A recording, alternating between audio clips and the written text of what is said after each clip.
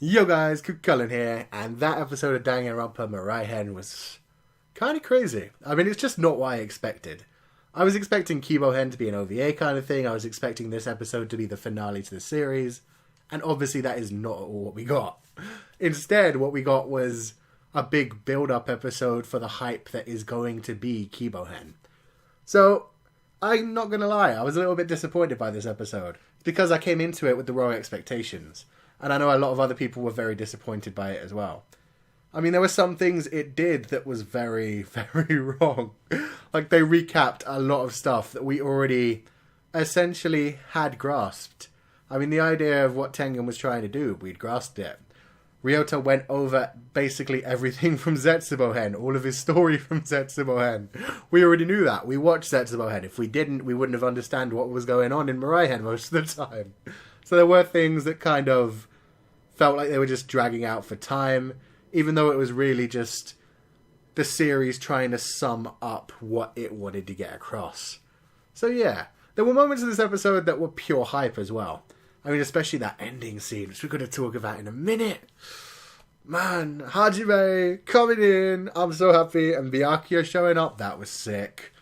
But first off, one of the main hype things that happened in this episode, which I loved, is Munakata coming in like a beast. I loved it. I mean, it was already nice enough that he was helping Naegi to his fullest, but just the way he did it, where he charged into danger head on, made sure he was essentially defending Naegi, keeping a distraction for him, and the fact that he was having to kill his own Future Foundation members to do it. I mean, that's what's interesting as well. This is his Future Foundation that he built. He's now having to defend himself against them and defend Naegi, who he once wanted to kill, from them. Oh man. So this must be a crazy, crazy shift of fates for him. And you can see how much he's grown as a character. I mean, he went to Chisa's body. He's talking about how he wishes she could have been by his side during this. Oh man. It's just so sad to see him like that. But so powerful to see how much he's grown recently. The fact that Naegi talked about his love for Kirigiri and that she's gone and that he's still, even if she had turned evil, would have wanted to keep that memory of her with him. Whereas Munakata just tried to kill off the memory of ever loving Chisa, and now he's understood that he can still love those old memories without giving up on the fact that Chisa did turn evil. So yeah, that was brilliant. Him grabbing the old sword back, I mean, that was amazing. We all saw that shift. From when Munakata stabbed his sword into Chisa, we all said he was basically giving up on hope. He picked up the black sword. It was the idea that he was going into full despair. He was just going to destroy everyone in the building. But in this episode, he went and claimed the white sword. And so he had the black and the white sword, one in each hand. Hope and despair working together. And we finally got to see his eye without the bandage on in this episode. He took off the black bandage, was more surrounded by white in this episode. But also the way his eye had gone. Where his right eye now, where it had been stabbed by Tengen, has got this weird curved mark to it, looking exactly like Monokuma's eye, but on the opposite side of the body. So that was goddamn brilliant. I loved it. It's so much dramatic imagery. Him wielding hope and despair to be somewhere in between. Realizing that hope and despair don't have to always cancel each other out. I loved it. And he really has grown so much in this, because before he would have never taken orders from anyone, let alone Makoto Naegi. But in this episode, it's just straight up like Naegi's telling him, I need to get to Ryota. He doesn't directly say to Munakata, you have to help me. He just says he needs to get to Ryota. And Munakata instantly looks back at Naegi, thinks for a moment, and then launches himself at the old Future Foundation soldiers. Such a beast!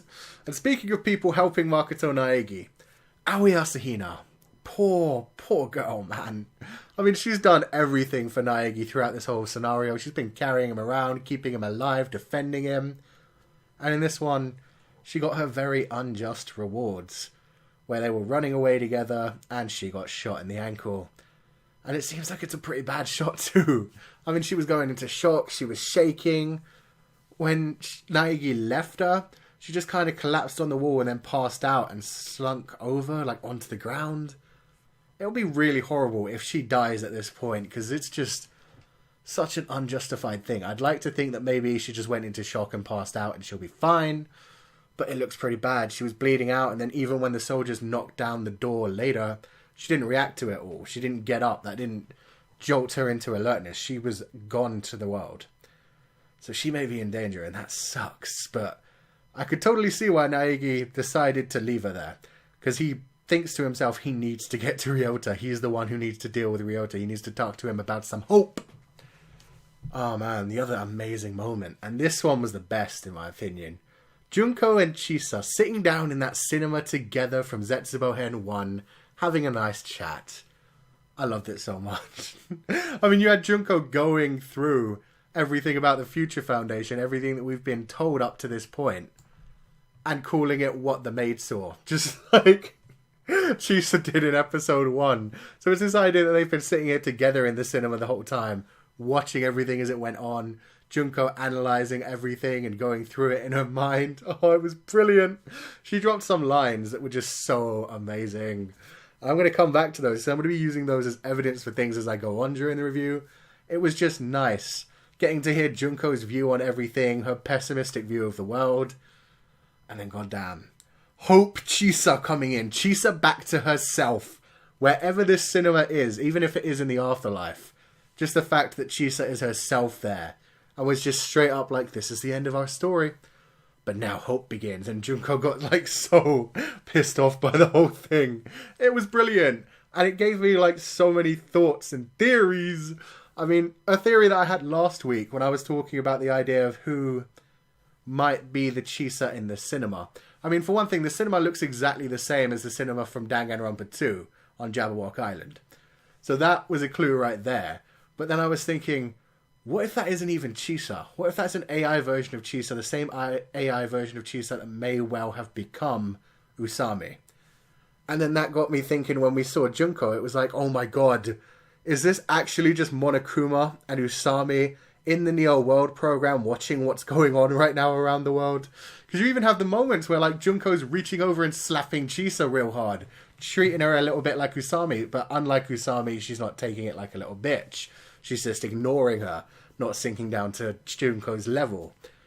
So I love that. I love the idea that maybe Usami was created with Chisa in mind, that there's an AI Chisa out there, and an AI Junko is still around out there as the Monokuma in the Neo World program. If Izuru really did build it, it's this idea that maybe he's selectively thinking about who he may keep around. I mean, he's already seen that Chiaki won the Hope versus Despair battle, but maybe he's slowly bringing people out of the Neo World program and doing what he can for them. Just a crazy theory, but I liked that. I really did. Even if it is just like an afterlife kind of thing, and it was completely like breaking the fourth wall, or I suppose doing something more than that, seeing two actual dead people comment on the show. Man, it was just great hearing those lines. So next up is this whole idea of Tengen and his plan.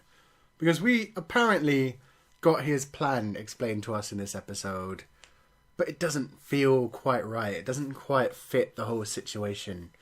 I mean, the idea here is that Tengen started this whole killing game, that he planned this all out, that he set up everything, and the general idea was to make Ryota be put in the kind of position where the Future Foundation's gone, the world's gone to shit, and he essentially thinks to himself, I guess I better use my mind control hope video to take over the world and make them bend to my hope. I mean, that's a very brief rundown of what's a much more complicated idea. But that's the basic gist of it, apparently. I mean, we have Naegi coming in and saying, oh, what if Tengen wasn't a remnant of despair and he really is just making all this game for hope because he thinks that Ryota's hope really will save the world? And that doesn't really make much sense to me either.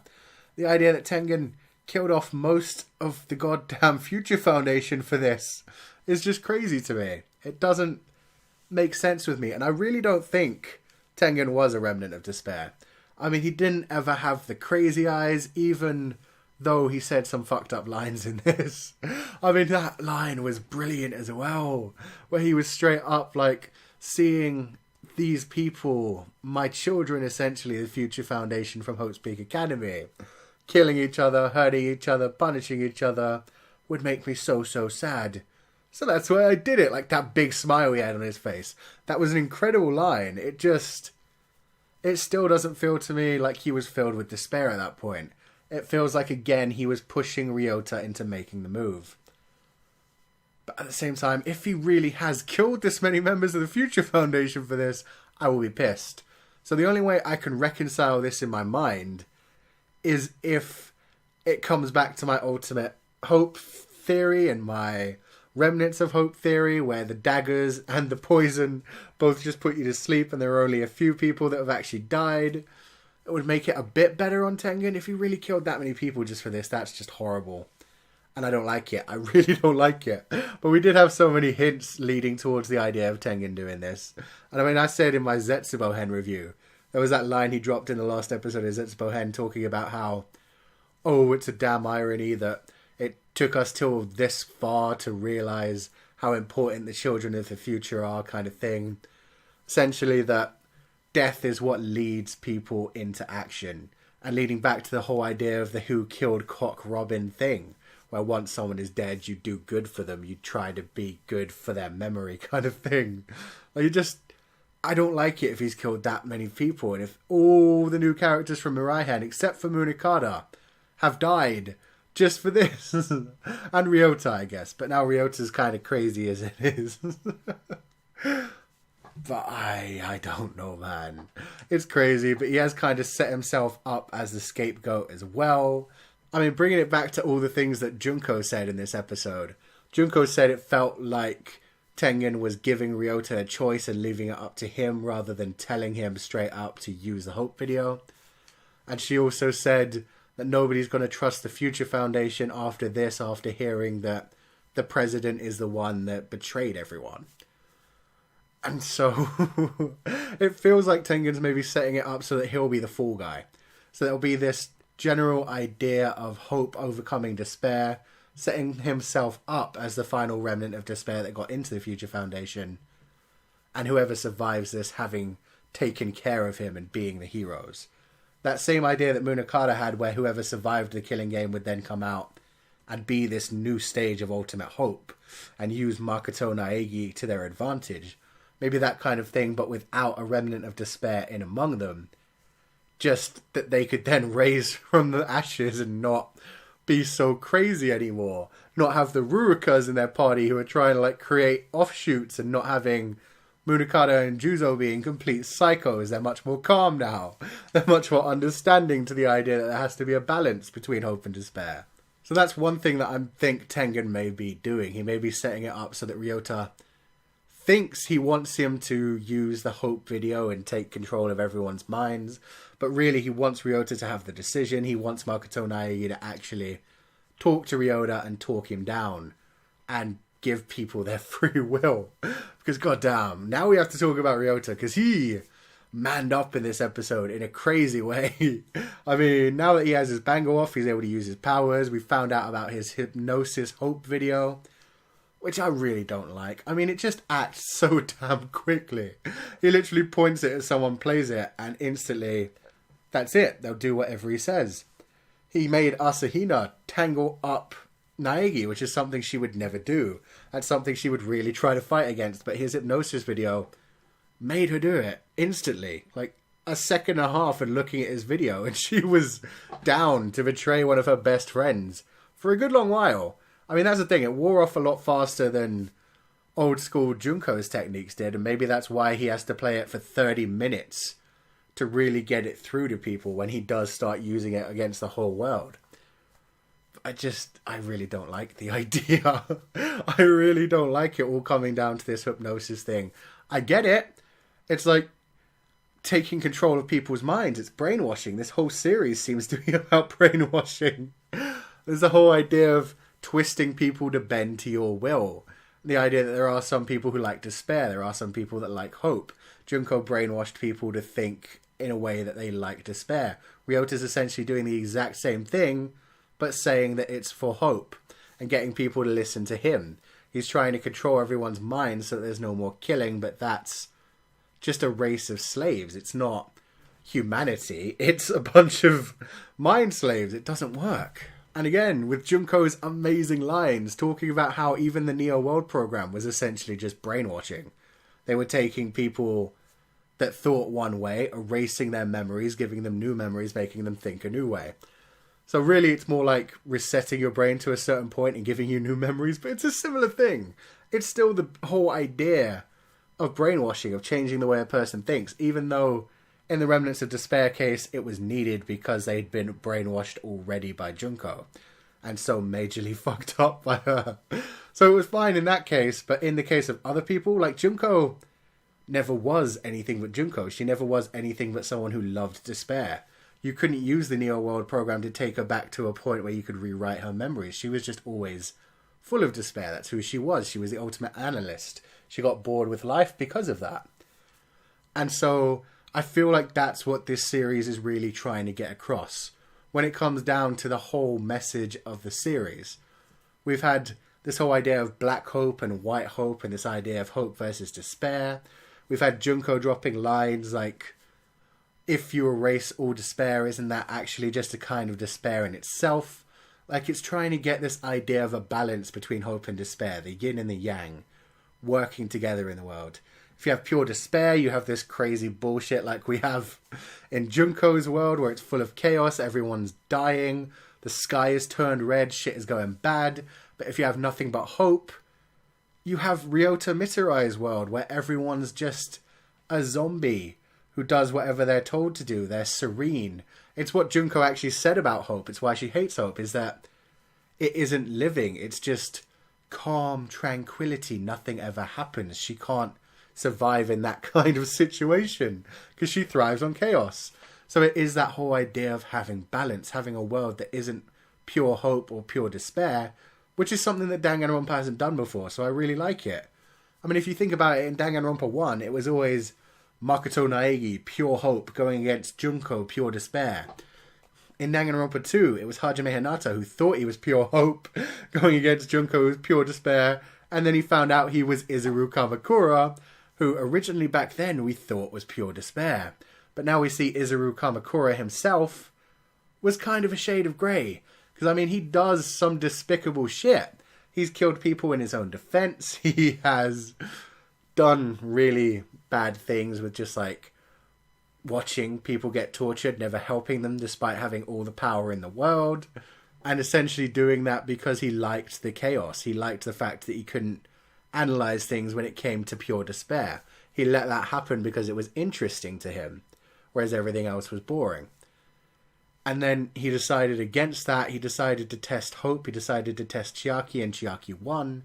So there's this question now of if he's working for hope now, or if he's just kind of got Hajime's memories back, so he is still doing what he wants to, but in this particular case, he wants the world to go back to the way it was. He wants to accomplish Chiaki's wish, whatever Chiaki's wish was. I mean, Chiaki's wish more than anything was to have more fun and create more hope with her friends. So she can't really do that unless he's found some way to bring her back. Oh man, it's so crazy. But yeah, that's basically what I'm thinking this is. This is all guiding us to V3, where for the first time you're not playing a character like Makoto Naegi or Hajime Hinata. You're not going against class trials just using the facts, just being pure and innocent. We're going to have lying bullets. We're going to be able to lie to people and possibly use that to our advantage and do some sneaky shit when it comes to courtroom cases. You're not going to be a pure, white, innocent character. You're going to be a shade of grey, a real person. And I like that. And I like that that's what they're getting across in this Danganronpa 3rd anime.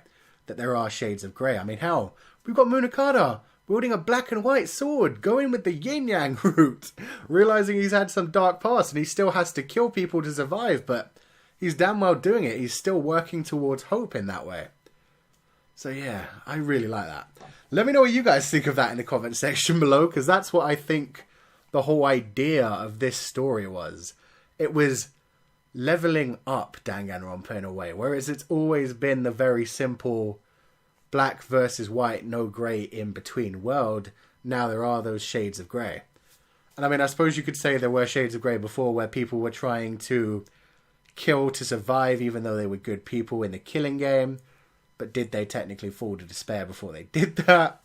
Like, it was never an issue that was really addressed, whereas now they are giving us those shades of grey in characters. So yeah, I just want to finish this by saying Byakuya Tagami's entrance was fucking amazing. I mean, Hagakure was cool as it was. He actually protected Naegi, and he distracted the enemies long enough for Byakuya to get close enough, so Hagakure was useful for the first time ever. But man, Byakuya was a beast. Where they all pointed their guns at him, and he was like, "Who do you think you're aiming your guns at?" It was amazing. Then you had his men all go in and capture them. It was so brilliant. And him just looking at Naegi and being like, "Are you sure you have good luck?" Oh man, I love Tagami. He's such a beast. And also, of course, that final moment. All of the after credits was amazing, but goddamn, seeing all the soldiers knocked out, and they were knocked out. Like, there isn't any blood spatter on the ground. There's a whole bunch of broken ground, which may be from bullets, it may be from people getting slammed into the ground, but there's no blood spatter. So it looks like Hajime's been walking through this area, just knocking out every soldier who comes his way without any trouble. And I fucking love that. He's such a beast. And I can't wait to see Kibou-hen when he gets to meet up with Naegi. It's going to be amazing. So yeah, all of the hype for Kibou-hen.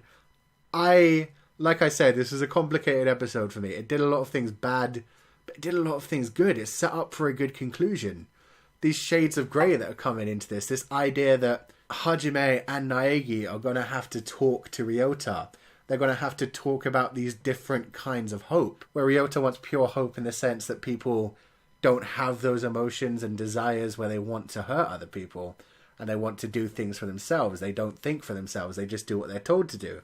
You've got Makoto Naegi, who's always preached pure hope, but doesn't mean it in that kind of way. He wants people to work towards the good of humanity. He wants people to keep their spirits up and be hopeful in a different kind of sense. And then you've got Hajime coming in with the powers of Izuru Kamakura, who knows all this logic, he has all these ultimate talents, but he knows that hope is the most unpredictable. He wants hope to win, he wants hope to continue, but it's going to be interesting seeing in what form he wants hope to take. Like, he certainly wouldn't be happy with the idea of Ryota's kind of hope, where everyone's brainwashed, because that was the most boring outcome of all. But what is his plan in this? And what has he been doing all this time? We still don't know if he did the Neo World program. We still don't know if Chisa and Junko are really around in the Neo World program, or if that is just a fun wall-breaking scene. We don't know if he somehow brought Chiaki back. I mean, there was this whole idea that I put across the other week as well, where it was like, if Hajime's whole bet with Junko made it so that if Junko had won, she'd have taken over the bodies of all the students, Junko would have come back.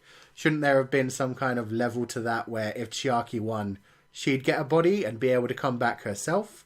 I mean, that's how you would balance that kind of wager, in my opinion. I just don't see how he would do it.